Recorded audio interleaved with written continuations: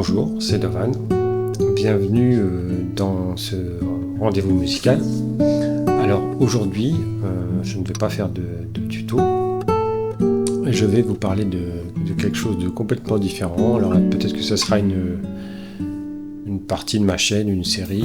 En tout cas, je vais vous parler d'autres musiciens, de musiciens que j'aime évidemment. Et aujourd'hui, donc, je vais commencer. Ça fait longtemps que j'ai envie de faire cette vidéo. Je vais vous parler donc de Sylvain Luc.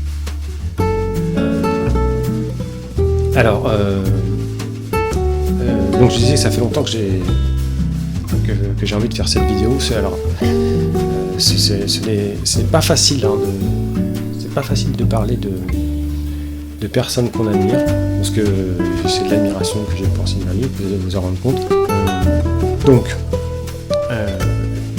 vous avez remarqué le titre, j'ai choisi un titre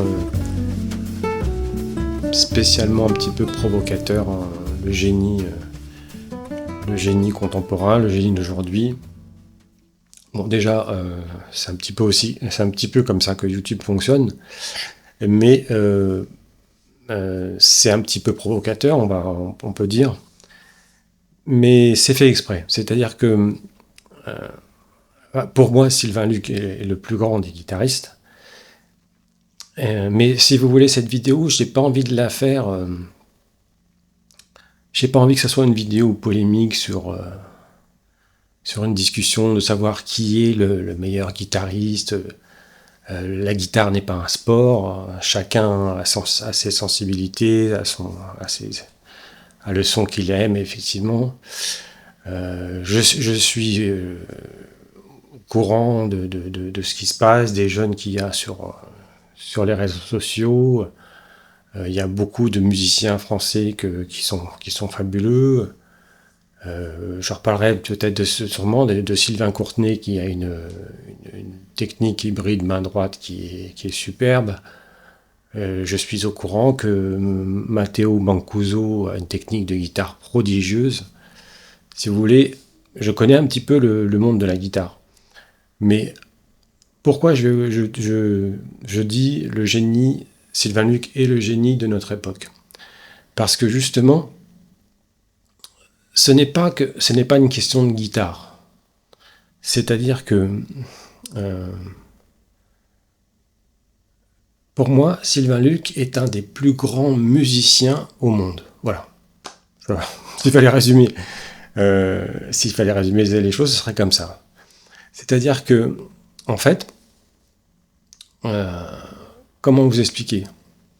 C'est un des plus grands. C'est-à-dire que, comme Stevie Wonder est venu sur cette planète pour nous apporter des mélodies inoubliables, à transformer la musique noire américaine d'une manière définitive, et enfin, à enchanter les générations, je pense que Sylvain Luc a construit la guitare, je pense, pour le futur. Un petit peu comme ce qu'a fait Bill Evans au piano, il y a à peu près 40-50 ans. Voilà. Donc pour moi, Sylvain Luc est le plus grand parce que c'est celui qui a mis le plus de musique dans la guitare. C'est plutôt comme ça que je pense les choses. Et à partir de ce moment-là, ça crée vraiment la séparation. C'est pas un concours de savoir quel est le guitariste le meilleur. Pour moi, Sylvain Luc est le plus grand musicien qui joue de la guitare. Voilà. On peut dire ça comme ça. Alors maintenant, le mot génie. Alors le mot génie, c'est vrai que on pourrait penser que c'est un mot galvaudé, mais je pense qu'il s'adapte très très bien à Sylvain Luc. Déjà le côté, déjà pour le mystère. Alors c'est pour le mystère, hein, c'est-à-dire que d'atteindre ce niveau d'évolution musicale, de sophistication et de développement musicaux au pluriel dans tout ce que la musique a de plus essentiel, c'est-à-dire le rythme, l'harmonie, le son, sur des musiques aussi diverses que la guitare classique, que le free jazz, que le funk, que l'improvisation. Alors, l'improvisation, non, j'en parle même pas pour Sylvain Luc. Donc, si vous voulez, d'atteindre ce niveau musical sur autant de... Je pourrais continuer, hein, sur autant de domaines différents, c'est un mystère. C'est-à-dire que je pense qu'il y a des cerveaux qui sont faits pour la musique et des esprits qui sont faits pour la musique, et je pense que je comparais un peu avec Stevie Wonder. Encore, c'est un mystère, hein. Stevie Wonder à 11 ans, il jouait de la batterie, du piano, enfin, les synthétiseurs arrivaient, il maîtrisait ça comme quelqu'un qui avait joué ça depuis 40 ans. Sylvain Luc, c'est la même chose au niveau de la guitare. Alors, c'est un excellent bassiste aussi, et il a commencé d'ailleurs comme ça, hein. Mais alors, il explique dans certaines interviews que déjà à 3-4 ans, il pouvait trouver des accords sur une guitare. Alors voilà, donc je pense que il a une mémoire monumentale. Alors peut-être que, bon, je ne le connais pas personnellement, peut-être que c'était un enfant autiste, je sais pas, ou quelque chose comme ça. Enfin, il y a un mystère, en tout cas. Il y a quelque chose d'inexpliqué, et peut-être inexplicable.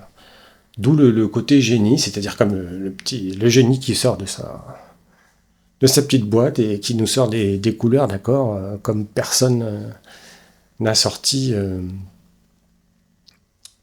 jusque-là, quoi. Évidemment, il y a des années, toute une vie de travail après de musique, mais on pourrait écouter des extraits de live de Sylvain Luc quand il avait à peine 30 ans, et c'était déjà un niveau... c'était déjà sidérant. Donc vraiment, le mot génie, je pense, lui va bien. J'ai vu beaucoup de fois Sylvain Luc en live. Donc, quand on arrive, Sylvain Luc branche une guitare sur un ampli, et ça m'est arrivé de voir et d'entendre des choses absolument sidérantes. C'est-à-dire, comme vraiment quelqu'un un messager musical, je sais que ça fait un petit peu de délirant ce que je raconte, mais j'ai vu vraiment beaucoup de fois Sylvain en concert, et très souvent, même dans la musique d'ailleurs, quand il est guitariste pour un autre,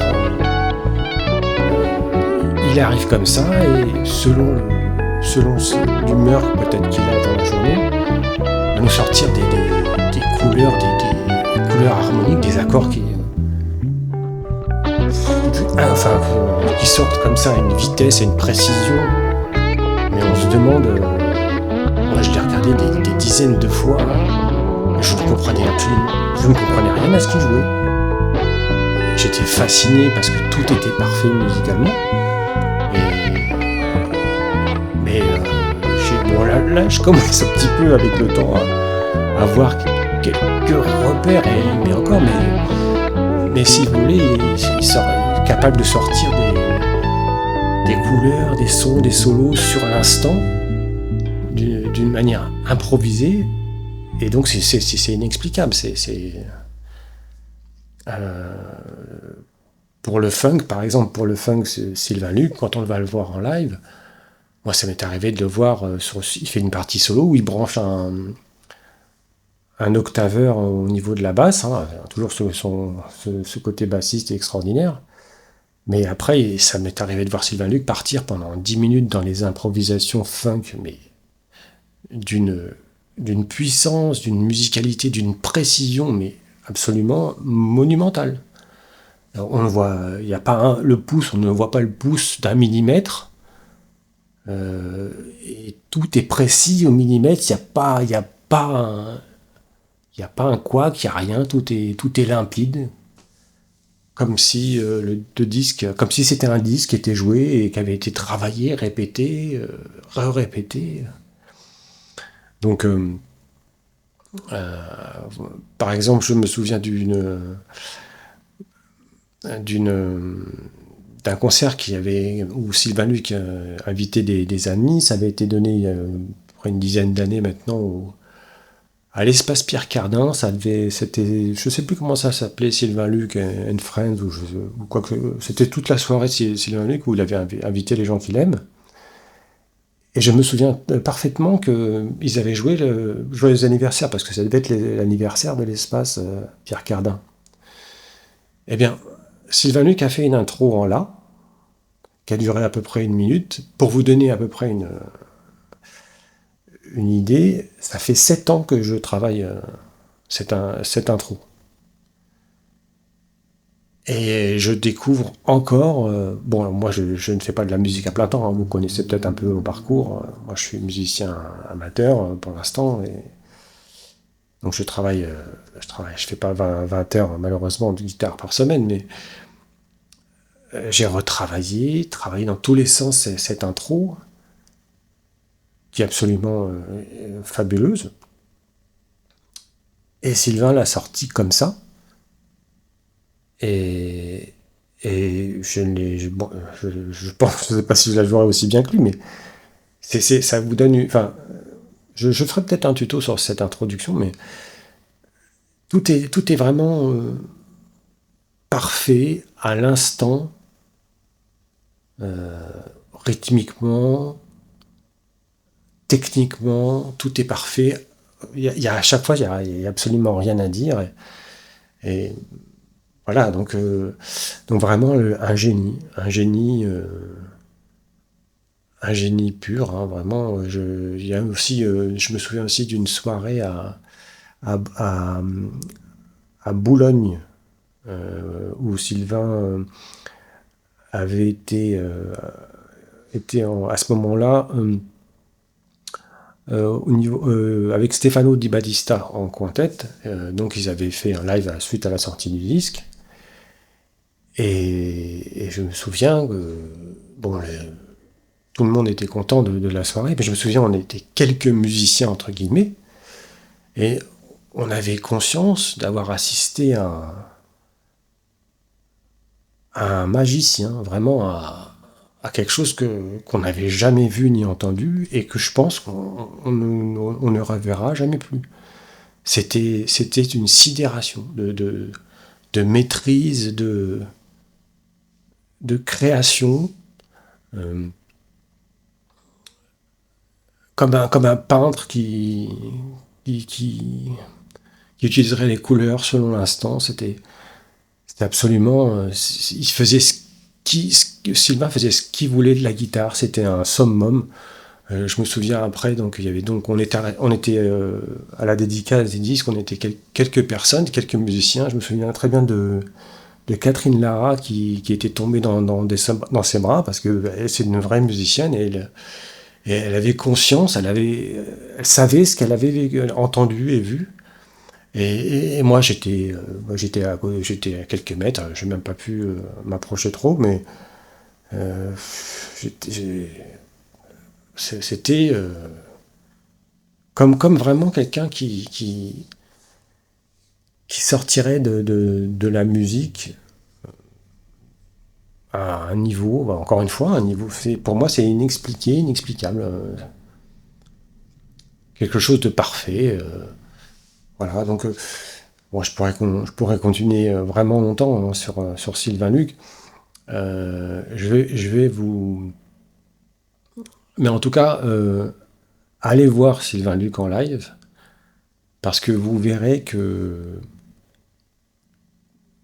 déjà, la musique, il a pas de trucage, puisqu'il fait la musique qu'il propose, il a fait un instant T en face, et vous verrez que ce que je vous dis n'est pas des histoires. Je vais vous présenter 3 albums qui résument vraiment bien beaucoup, enfin Sylvain Luc. Là, j'avais pensé, donc celui-là, j'espère qu'on le voit bien. C'est là, Sylvain Luc reprend les comptines, c'est-à-dire toutes les musiques qui ont bercé notre enfance, hein, Au clair de la lune, La berceuse de Brahms, Frère Jacques, J'ai du bon tabac, à la Clairefontaine, enfin bref, tout ce qu'on a tout connu, mais c'est d'une délicatesse enfin merveilleuse. C'est les arrangements. Alors Sylvain Luc joue de tout, hein, c'est-à-dire qu'il joue évidemment de la basse, de toutes les guitares, et est percussionniste aussi. C'est-à-dire qu'il joue tout, hein, sur cet album. Et bon, c'est une musicalité, c'est à écouter, c'est à réécouter. Moi, je sais que j'écoute beaucoup cet album. Un deuxième album, j'ai pensé à cet album avec Birelli Lagrène, hein, parce que Sylvain Luc n'est pas qu'un artiste solo, hein. Il aime beaucoup jouer avec d'autres artistes, et il adore jouer avec Birelli. Ça se voit, hein, quand ils sont en duo, ils s'amusent, ils rient. Et donc le premier album Duet avait bien marché commercialement. Moi, je trouve que le son de celui-là est meilleur. Bon, là, écoutez Sylvain Luc sur Wave, par exemple, ce qu'il fait à la fin. On est vraiment dans un océan, mais vraiment, il arrive à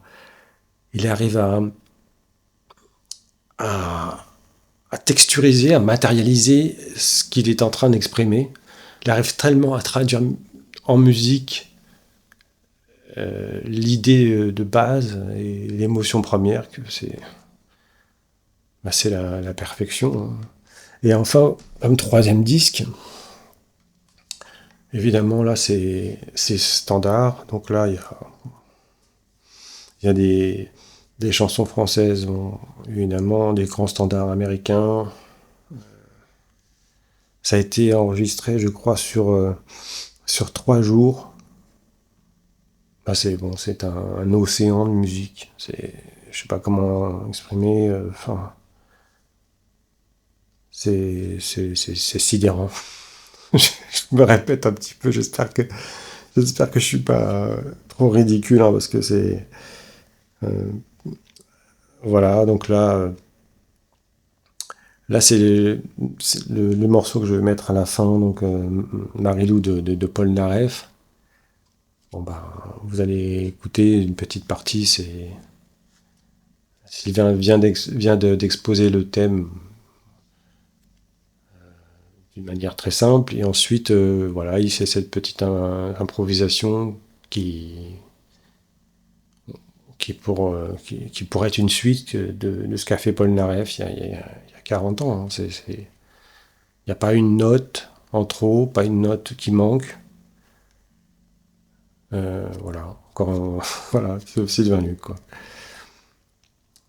Voilà, bon. Donc, bah, écoutez, je vais arrêter là pour. Peut-être que je referai une vidéo de ça. Je sais pas, je verrai ce que ça a donné. En tout cas, encore une fois, allez voir Sylvain Luc en live, sur scène, et vous verrez que vous entendrez des choses que, que vous ne pensiez même pas possible avec une guitare. Voilà. Et pas du tout dans le côté impressionnant, esbrouf ou technique, dans la musique, tout simplement dans la musique. Sylvain je pense, un messager. Un messager. Pour finir, je dirais merci. Merci Sylvain d'avoir enchanté ma vie avec ta musique. Puis je pense que tu vas continuer à nous enchanter encore de nombreuses années. Et puis de toute façon, même quand on sera plus là, il y aura toujours un immense musicien comme Michel Legrand ou un rêveur comme moi pour s'incliner devant ton génie.